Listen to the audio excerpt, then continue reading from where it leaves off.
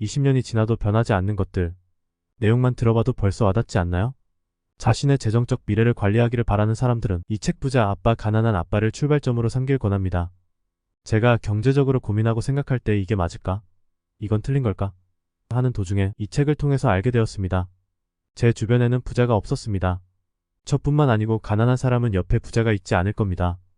그래서 제가 생각하는 부분과 교훈을 알 수 있는 방법은 책밖에 없다는 걸 이 책을 통해 알게 되었습니다. 그러니 여러분들도 부자가 되기 위한 첫 단계 이 책을 꼭 읽어봤으면 좋겠습니다. 이 중에 저에게 가장 인상 깊고 좋았던 부자 아빠 가난한 아빠 책을 오늘 소개해드리도록 하겠습니다. 이 책이 도움이 될 것 같다 생각하시면 구독, 좋아요, 알람 설정 부탁드립니다. 그럼 지금 시작하겠습니다. 부자 아버지 vs 가난한 아버지. 한 분은 부잣친구 아버지의 시각이었고 다른 한 분은 가난한 자친 아버지의 시각이었다. 부자 아버지는 중학교도 채 마치지 못했고 가난한 아버지는 교육을 많이 받은 지적인 분이었다. 두 분은 모두 평생 열심히 일하며 성공적인 경력을 쌓았다. 부자 아버지는 최고의 갑부가 되었고 가난한 아버지는 평생 금전적으로 고생했다. 부자 아버지는 가족과 자선단체, 교회에 수천만 달러를 남기고 돌아가셨고 가난한 아버지는 지불해야 할 청구서들을 남기셨다. 두 분 모두 막 사회생활을 시작했고 돈에 관한 두 분의 시각은 전혀 달랐다. 한 아버지는 돈을 사랑하는 것은 모든 악의 근원이다. 또 한 분의 아버지는 돈이 부족하다는 것은 모든 악의 근원이다. 부자가 더 부자가 되고 가난한 사람이 더 가난해지고 중산층이 빚에 억눌리는 이유 중 하나는 돈이라는 문제를 학교가 아닌 가정에서 가르치기 때문이다. 대부분 사람들은 부모로부터 돈에 대한 문제를 배운다. 가난한 부모들은 돈에 대해 무엇을 가르칠 수 있을까? 그들은 이렇게 말할 뿐이다. 공부 열심히 해서 좋은 대학 가거라. 이런 집의 자녀는 우수한 성적으로 졸업하고도 가난한 사람의 재정계획과 사고방식을 갖게 될 수 있다. 배움은 아이가 어렸을 때부터 이루어진다. 학교에서는 절대 돈에 대해 가르치지 않는다. 두 분의 아버지를 비교해보자. 가난한 아버지는 공부 열심히 해서 좋은 직장을 구해야 한다. 내가 부자가 될 수 없는 이유는 너희들이 있기 때문이다. 식사 시간에 돈을 화제로 삼는 것을 금했다. 돈은 늘 안전하게 관리하고 리스크는 피하는 게 상책이다. 우리 집은 부채이며 그것이 가장 큰 투자가 되면 공경에 처하게 된다. 부자 아버지는 공부 열심히 해서 좋은 투자 대상을 찾아야 한다. 내가 부자가 되어야 하는 이유는 너희들이 있기 때문이다. 식탁에서 돈과 사업에 대해 얘기하는 것을 권했다. 무엇보다 리스크를 관리하는 법을 배워라. 우리 집이 내게는 가장 큰 투자인 동시에 가장 큰 자산이다. 당신은 어떤 아버지가 좋은 아버지라 생각하십니까? 저는 이 내용만 보고 딱 느꼈습니다. 내가 부자가 될 수 없었던 이유는 가난을 물려받았기 때문입니다. 그럼 다들 이렇게 말하시겠죠. 부모님 욕하냐? 아닙니다. 저희 아버지 어머니도 그렇게 교육받았던 이유는 2000년 전 당시 저축만 해도 이자가 8%에서 13% 높았기에 저축을 선호하셨던 것입니다.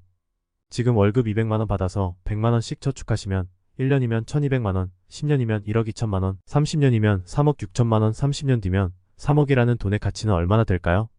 저축으로는 절대로 집 못 삽니다. 살 수 있겠네요. 대출을 받으면 평생 그 돈을 20년에서 30년 상환하고 나면 노후에 자금이 없겠죠. 대한민국 사망률이 가장 높은 연령이 65대 이상부터라고 합니다. 왜 그럴까요? 저는 곰곰이 생각해봤습니다. 열심히 일하셔서 부모님은 자식에게 교육비 지원 및 집, 자동차 대출금 상환하셨기에 노후에 자금이 없으신 겁니다. 또한 퇴직금을 받으시면 노후를 위해 도전을 하십니다. 즉 장사를 하시다가 성공하시는 분들도 있지만 실패하시는 분들도 있습니다.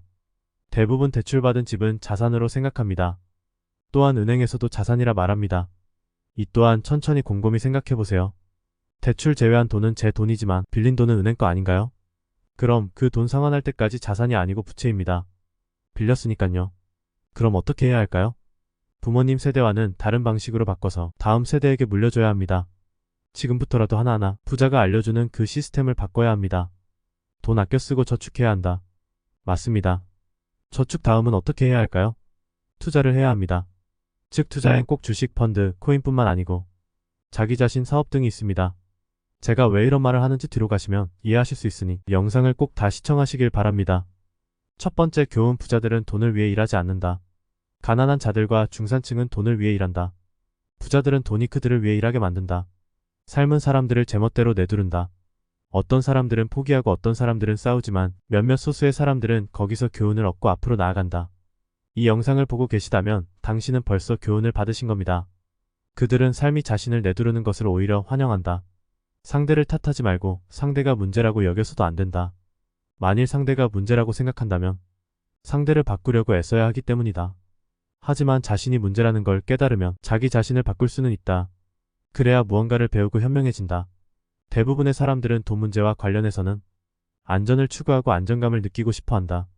그래서 열정이 아니라 두려움을 따른다. 대부분의 사람들은 더 많은 돈이 주어지면 더 많은 빚에 빠져들 뿐이다. 대부분의 사람들이 계속 참고 일을 하는 이유는 두려움 때문이다. 청구서를 제때 내지 못할지도 모른다는 두려움, 해고될지도 모른다는 두려움, 돈이 부족할지도 모른다는 두려움, 모든 걸 새로 시작해야 할지도 모른다는 두려움 등등. 이것이 바로 직장에서 일하는 법을 배워서 돈을 위해 일해야 할 때 지불해야 하는 대가다.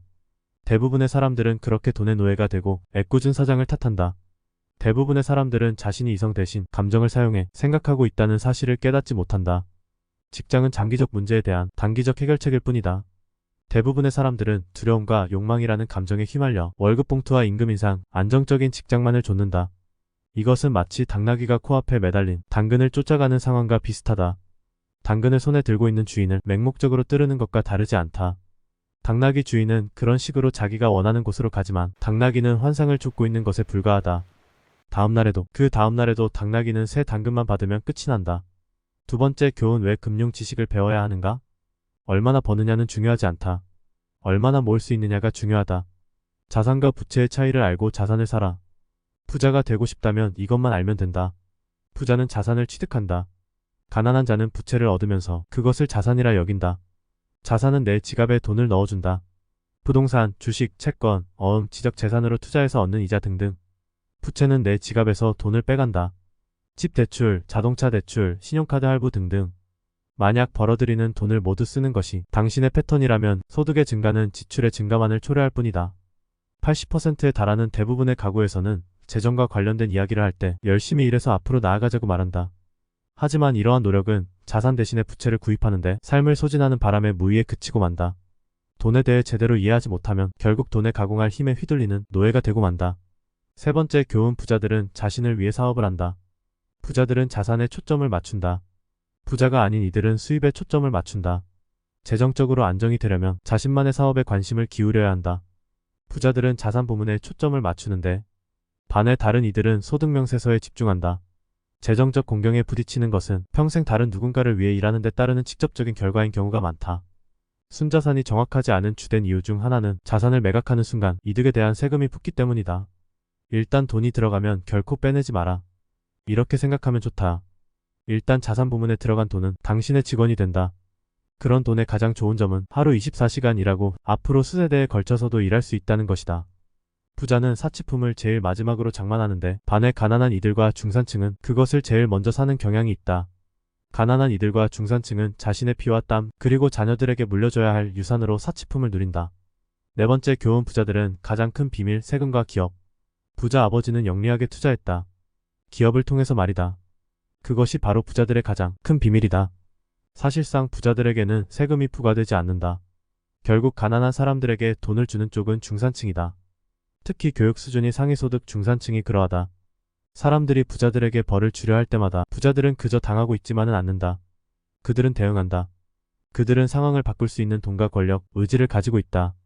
그들은 가만히 앉아 자진해서 세금을 더 많이 내지 않는다. 돈을 위해 일한다면 우리는 그 힘을 우리의 고용주에게 부여하게 된다. 그러나 돈이 우리를 위해 일하게 된다면 우리 스스로 그 힘을 갖고 또 통제하게 된다. 직원들은 돈을 벌고 세금을 내고 남은 돈으로 삶을 꾸리려 노력한다. 기업은 돈을 벌고 가능한 모든 비용을 지출한 다음 남은 돈으로 세금을 낸다. 이것이 부자들이 가장 자주 활용하는 세법의 허점이다. 다섯 번째 교훈. 부자들은 돈을 만든다. 실제 세상에서는 종종 똑똑한 사람이 아니라 대담한 사람이 앞서 나간다. 어떤 사람들의 경우 낡은 사고방식이 그들의 가장 큰 부채다. 그것이 부채인 이유는 그들이 그러한 사고나 행동 방식이 어제의 자산이었고 어제는 이미 가버렸다는 사실을 알지 못하고 있기 때문이다. 당신은 왜 금융지능을 키우고 싶은가? 그것은 당신이 스스로 운을 창조하는 그런 부류의 사람이기 때문이다. 우리 모두가 갖고 있는 가장 강력한 자산은 바로 우리의 정신이다. 제대로만 훈련시킨다면 우리의 정신은 순식간에 엄청난 부를 만들어낼 수 있다. 기회가 너무 복잡하고 투자 내용이 너무 난해할 때 투자하지 않는다. 부자가 되는 데에는 간단한 산수 능력과 일반 상식만 있으면 된다. 안정적인 투자는 지나치게 깨끗한 감이 있는데 그것은 곧 너무 안전하여 수익이 적다는 의미다. 자기가 하는 일을 잘 알면 도박이 아니다. 무장적 돈을 부어넣고 기도를 올린다면 그게 바로 도박이다. 좋은 기회는 눈으로 볼 수 있는 게 아니라 마음으로 봐야 하는 것이다. 당신의 가장 큰 자산은 당신이 아는 것들이고 당신의 가장 큰 리스크는 당신이 모르는 것들이다. 여섯 번째, 교훈. 돈을 위해 일하지 말고 교훈을 얻기 위해 일하라. 교육 수준이 높은 나의 가난한 아버지는 직업적 안정성을 중시했지만 부자 아버지는 다양한 경험을 강조했다. 재능 있는 사람들의 수입이 형편없는 데 대해 늘 충격을 받는다. 일자리란 겨우 목구멍에 풀칠하는 것이라는 옛말이 있다. 불행히도 수없이 많은 사람들에게 해당하는 이야기이다. 젊었을 때 얼마나 버느냐보다는 무엇을 배울 수 있는지를 보고 일자리를 찾으라고 권한다. 인생은 운동하러 체육관에 가는 것과 많이 같다. 가장 힘든 부분은 가기로 결정하는 데 있다. 일단 그것만 넘어가면 나머지는 쉬워진다. 이 세상은 가난한 인재들로 가득하다.